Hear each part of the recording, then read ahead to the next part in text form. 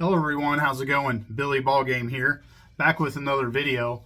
On this channel, I'm just a dude who loves to talk about baseball cards, and I have a few things today that I want to cover on this video. First, I got a pair package. Sometimes English is hard. First, I got a care package from my buddy Ron. Now, Ron reached out to me last week on my email and said he had some stuff that he would like to send out to me, and I picked it up today. So thank you, Ron. I really appreciate it. He sent me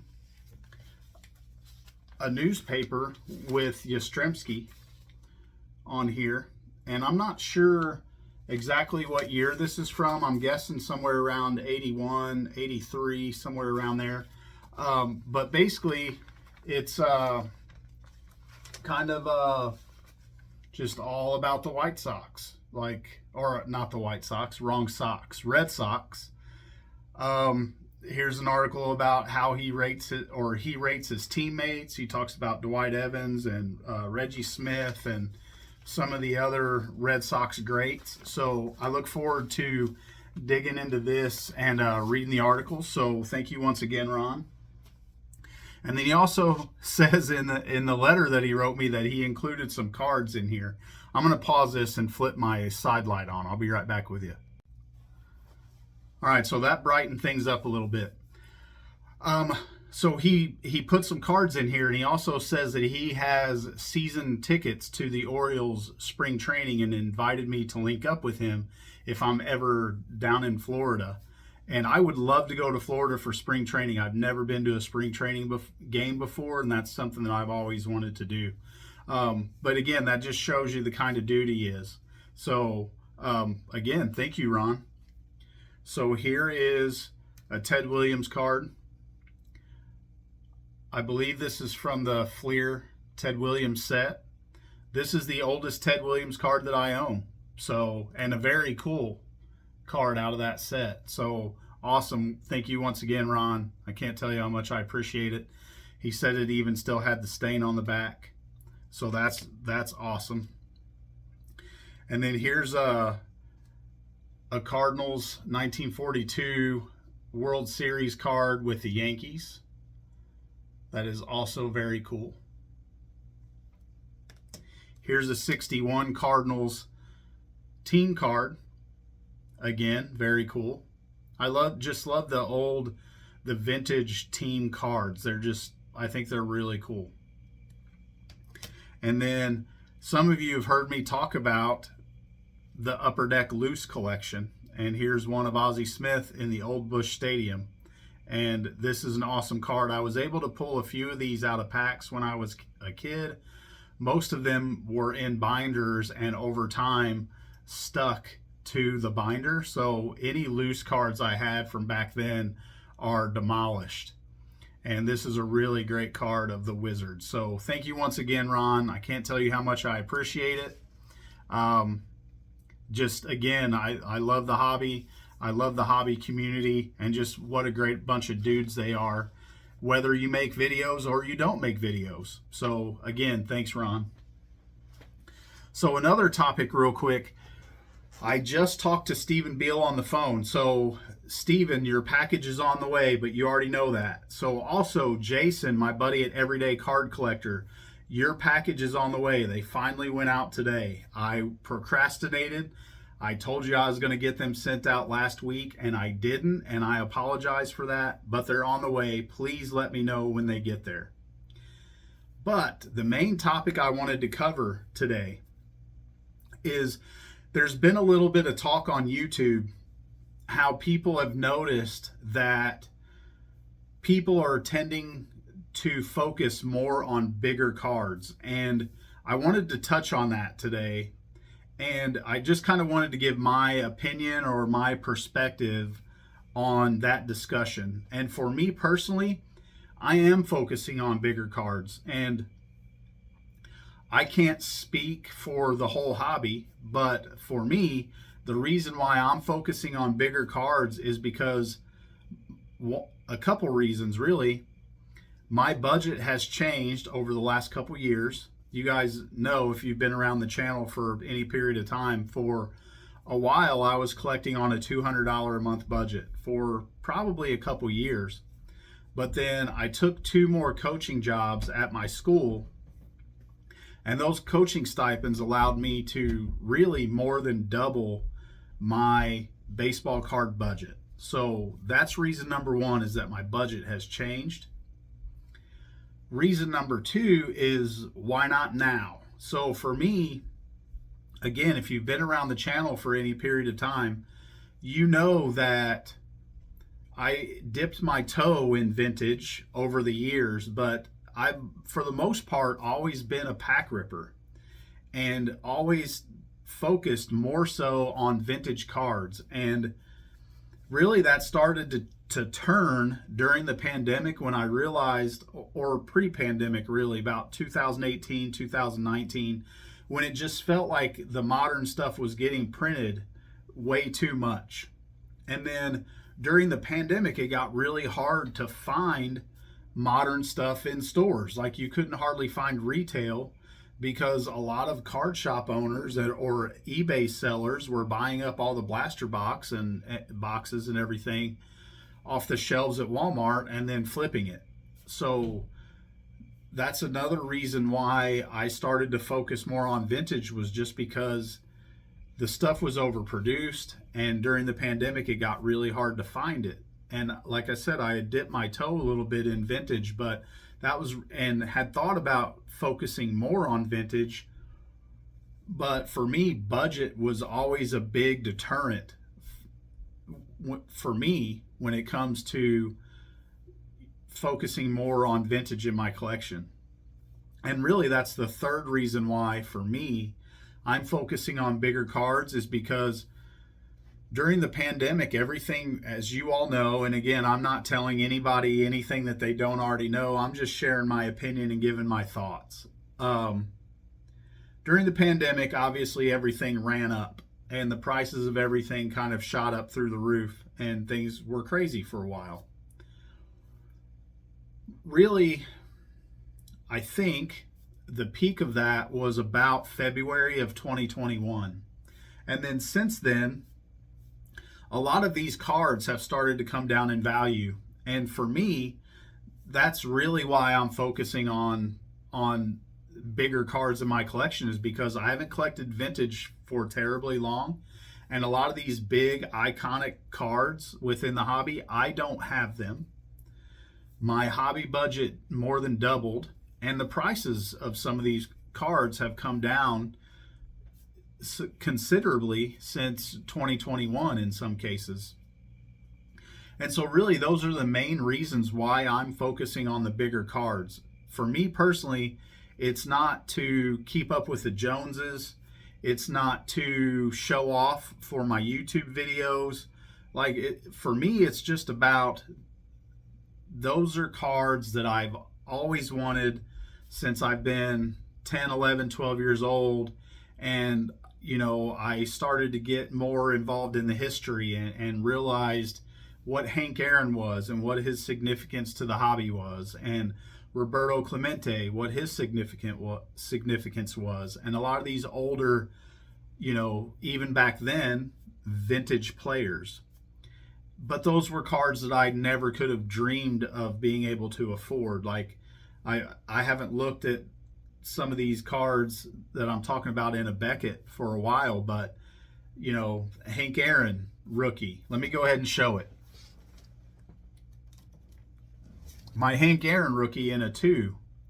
Like, this is still almost a $2,000 card in a 2. And when I was a kid, I could have saved money to buy some bigger cards, but I didn't think that far into the future. So for me, it was all about ripping packs, and of the players I was watching play in the 80s and 90s, and getting excited over 15-cent 1987 Topps Ozzie Smith cards, right? But I have a lot of those cards that I grew up with. I have every set that came out in the 80s except for a handful. And you know, a lot of them aren't graded, but I have them back here that I'm going to get graded at some point. And then the same way with a lot of the stuff from the 90s that I didn't sell, like I still have. So for me, it's all about getting those iconic cards in the hobby that I could never afford and moving my way forward from the 50s to start. And there's some, again, I've touched on in the late 40s that, you know, Stan Musial and Duke Snyder and Yogi Berra and some of those guys that I can afford. I just haven't bought them yet. So eventually, I'm hoping to have all of those big iconic, especially rookie cards within the hobby that I can afford. So for me, it's not about flossing or keeping up with the Joneses. It's about buying those iconic cards that I've always dreamed of and wanted to have in my collection, but could never afford. And the market has softened on some of these cards. Like I'm not, this isn't a sky is falling and the hobby is collapsing. That's not one of these videos, but I'm going to talk about some specific cards and show you what I mean when I say a lot of, I think, and again, previously I was just speaking for myself. Now I'm going to broaden my thoughts a little bit. I think a lot of people that are buying bigger cards are buying bigger cards because they were cards that they always wanted, and the prices have come down enough to where maybe some of them are more affordable. And some of these guys may have been like me and collected, you know, mainly modern stuff until they got frustrated during the pandemic that they couldn't find it. Or maybe they got in during the pandemic and wanted those cards, but everything had run up so much they didn't feel they could afford them then. So there could be many, many reasons why people are focusing on the bigger cards, but I wanted to show you some specific cards that I'm talking about tonight and show you how the prices on a lot of them have come down since their peak. So I'm gonna go ahead and stop on the camera. I'll get the computer set up and VCP pulled up and all that good stuff, and then I'll show you the numbers of some specific cards that I'm talking about. So hang on, I'll be right back with you. All right, so I'm back. I'm gonna here in a second flip this around. I've already got VCP ready to go. But again, this subject kind of ties into my buddy Greg from Midlife Cards, into his monthly video that he does about mind-blowing cards, right? Like vintage cards that are sold for under $50 every month. And every time Greg has one of those videos, almost every time I comment on how much I can't believe the prices have dropped on some of these cards. And I did some research on this today when I was at work and pulled up some of the iconic rookie cards in baseball and looked at where their prices were at the peak. And so I'm going to pull that up and then I'll compare them to where they are today. And I'll explain to you how, for me, it just makes sense that I go ahead and start buying some of those cards now, because again, for me, it's now or never. And I don't think that the state of the hobby during the pandemic is something that's ever going to happen again. But to a certain extent, with some of these cards, it's almost FOMO, because I'm afraid that if I don't start buying them now, that, you know, the prices might get to where they're less affordable for me here in a few years. So again, I'm just being patient, disciplined, saving up my money.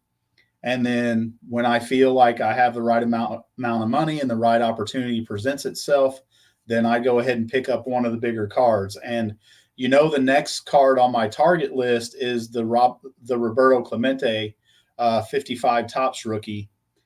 And we're going to look at that here in a second. But first, I wanted to show you the Hank Aaron. So let me flip this around and go ahead and pull up VCP.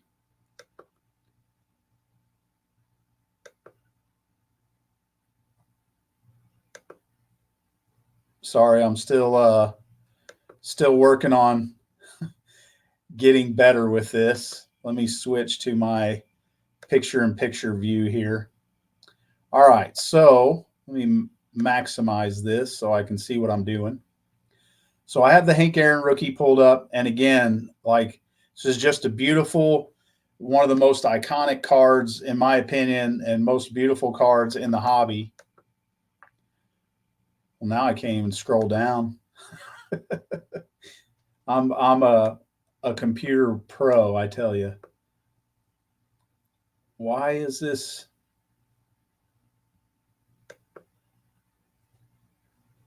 There we go. Okay. So hopefully I'm still picture in picture.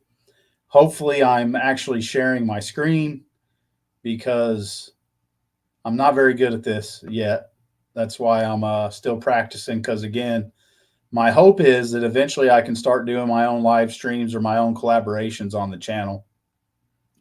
But I'm going to focus, and I'm going to show a couple grades on this. And I have a 2, an SGC2, which I just showed you all.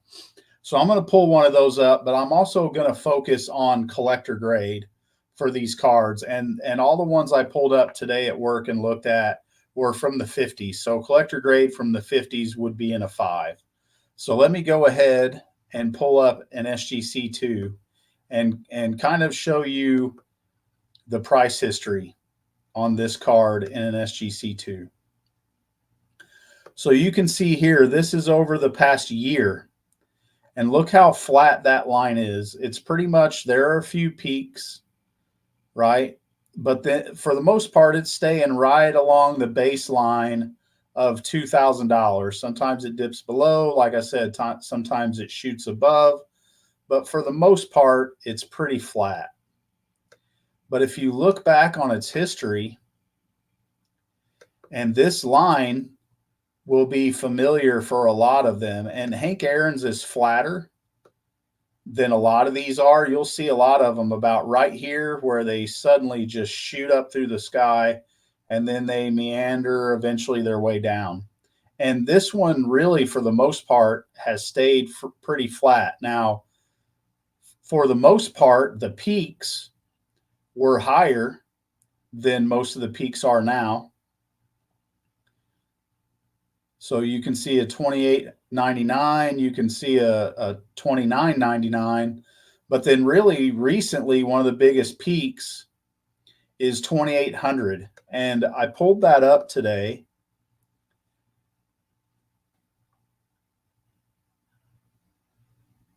I'm not used to doing this on my computer. I'm used to doing it on my phone, but like, that's a really sharp example of a 2. And in some of the other pictures, they show up here, there's a wrinkle right there above the N that goes up to the top of the card. And so technically, that's the reason why this card graded as a 2. But the eye appeal on this card is much higher than a normal 2. So to me, that's one of the big justifications for this card selling as high as it did. And I'm going to show all the history in here. So you can see there's 1, 2, 3, 4, 5,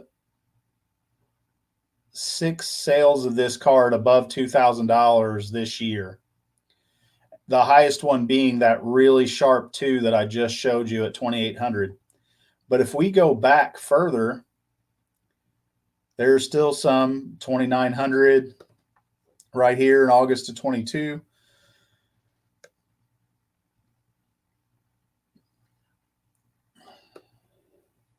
But if you look at 2021, like almost every card right here, well, every card in this group of, what is that, 4 sales in a row was above $2,000 in 2021. And again, there were some cheaper ones later in the year, but there's a group of them right there all together that went above $2,000. And let's look at this $29.99 one in February 3rd and see what it looks like. That's not a very good picture. And it looks like a pretty sharp card from what I can tell from the terrible picture. And so the case could be made that if this were a better picture, it could have gone for above $3,000 maybe, because to me it looks really centered and it looks like a really nice sharp example of a 2. And there are definitely better examples, but you can see like at this, up until this sale, there had not, and this sale happened January 23rd of 2021. There hadn't been a sale in that card above $2,000. Look at 2018, they're going for $600-700. 2019, one went for $1,200. So there was a run up in this card in 2021. Was really, it shot up really in 2021 and then gradually came back down, but there wasn't that huge peak and huge valleys with this card specifically, but with other ones there have been, and I'll show you.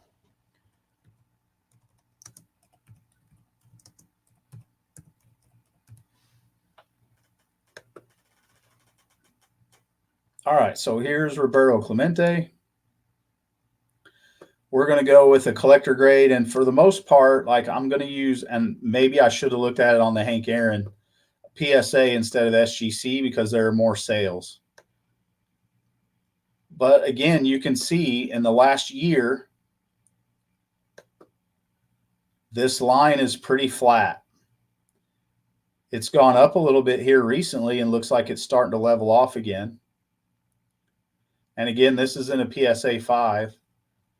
But let's look at the whole history. And you can see it started to run up, it leveled off. But then in 2021, toward the end of 2020, you have a sale of $3,200, which is still lower than the average price now. But look how big these spikes got. You got $6,400, and then one even shot up all the way to $9,655 on March 1st of 2021. Then we have one that went even higher, over $10,000 on May 30th of 2022. And let me see if I can find that one. I looked for it earlier and couldn't find it.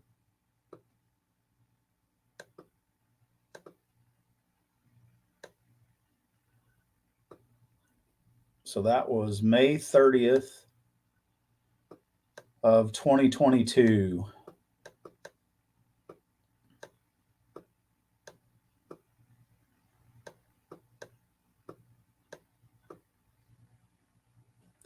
So for some reason that one, oh, there it is, but it's showing a different date. So this is showing June 5th of 2022.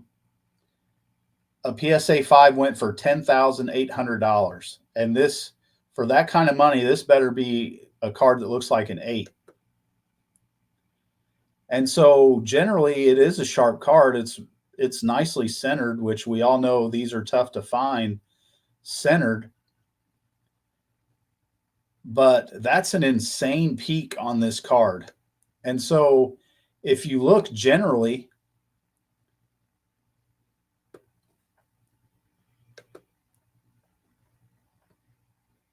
really, if you follow this line to where it's at now, that would be a slight downward line. And this one, this most recent sale sold for $4,300, which there have been a few peaks above that recently, but again, generally this line has been fairly flat.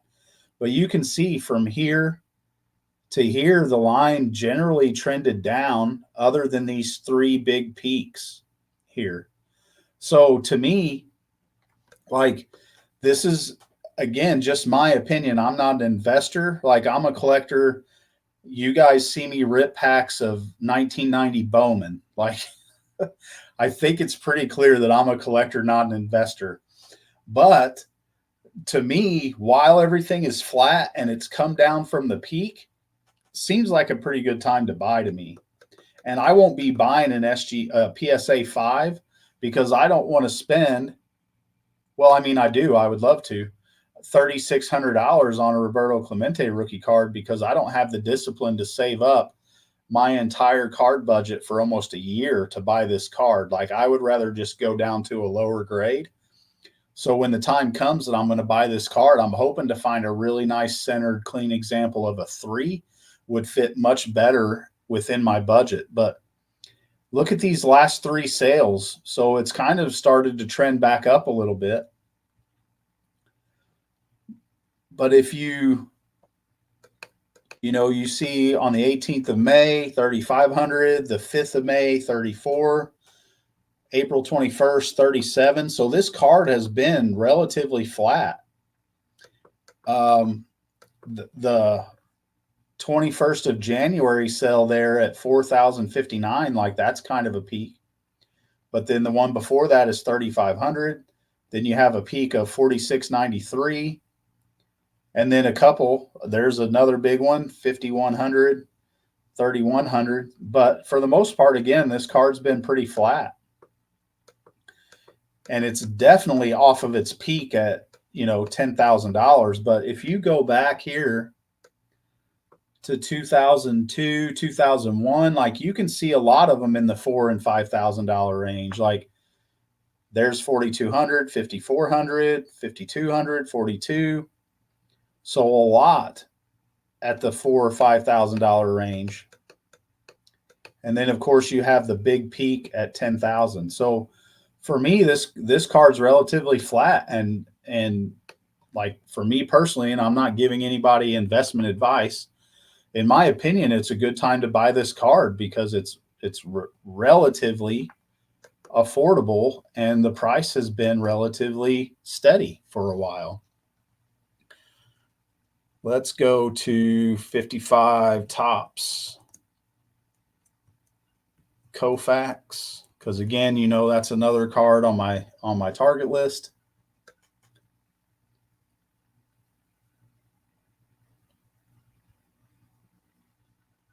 And again, we'll go with SG or PSA 5 because again, there are going to be more sales in this grade. But again, if you look at the last year, this has been a relatively flat card. You see its average value is 1666. So you have one bump to 2560. You have another bump all the way up to 2999. And that one's more recent. So let's pull that up and see what that looks like.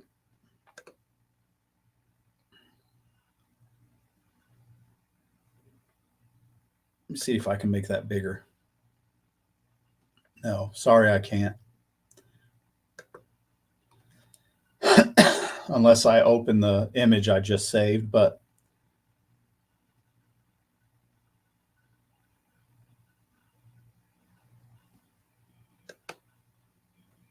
again, that's a really sharp example. Very well centered. It's off a little bit right to left, but it's a clean, nice looking card from what I can see from this picture. So it may justify that card selling at almost double the comps, because we know there are a lot of issues with that card when it comes to centering and just surface and print dots and all that stuff. But if you look beyond it the last year, look at that spike.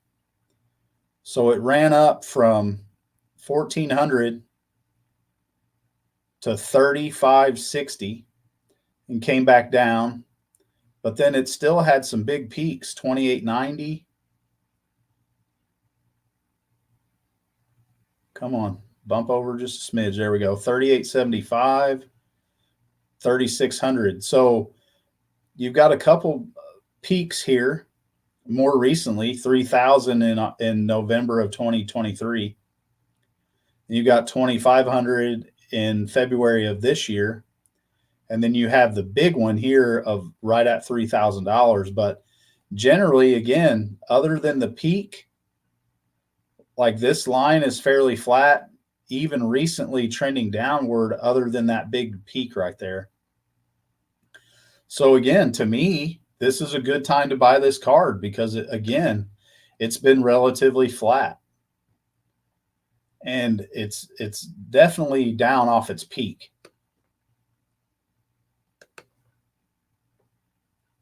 So I don't know if they'll ever get back to pre-pandemic levels.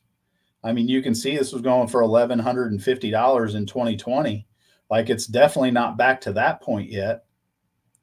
But right after that peak of 2,900, it dropped back down to 1,400, 1,400, 1,500. So,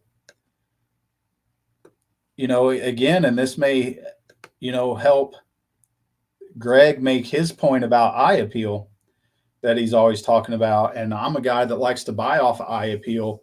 And to me, I will pay above comps if I feel the eye appeal for the grade justifies it. I don't know if I would pay double comps. This one's pretty sharp, but again, off-centered left or right. So for $1,400 cheaper, I would rather have this one that I have pulled up right now than the one that sold for $29.99. That's a really small picture, but that one's off-centered left or right. Otherwise, it's pretty good. In an older PSA slab.